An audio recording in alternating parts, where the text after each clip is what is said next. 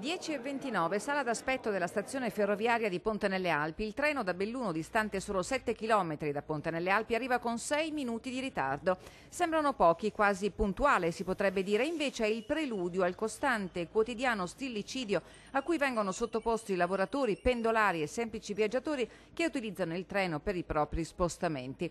Dal 1° giugno sarà ancora peggio. Tra poco più di un mese entrerà in funzione il nuovo orario cadenzato, che è un vero e proprio omicidio del trasporto ferroviario che serve, anche se il verbo è un eufemismo, la provincia di Belluno e l'Alta Marca trevigiana.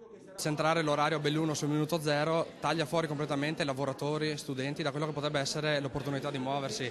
Inoltre prevede dei treni tutti con la stessa percorrenza, con lo stesso numero di fermate, quindi è escluso qualsiasi collegamento diretto nel senso di velocità del servizio. Le proteste dei pendolari ormai non si contano più. Purtroppo negli ultimi anni sistematicamente non c'è più la certezza di riuscire ad arrivare a Ponte nelle Alpi partendo da Venezia, perché il treno viene interrotto a Treviso, perché il treno viene interrotto a Calalzo, sia a Conegliano.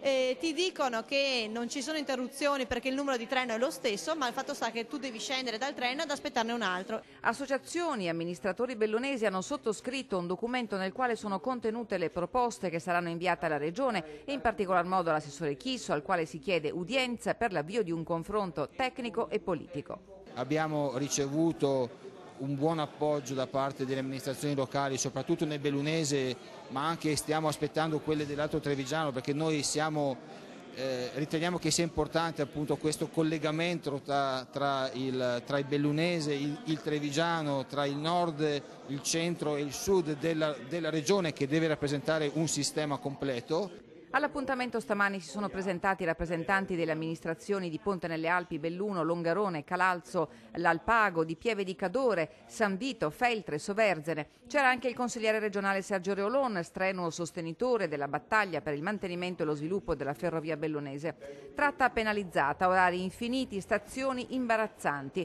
I pendolari offrono progetti e idee realizzabili anche a costo del solo buonsenso e chiedono ascolto e rispetto, anche e soprattutto perché il nuovo orario cadenzato è venduto dalla Regione come un piano innovativo perché condiviso per la prima volta con i pendolari. Quali siano questi pendolari e chi rappresentino però ancora non è dato a sapere.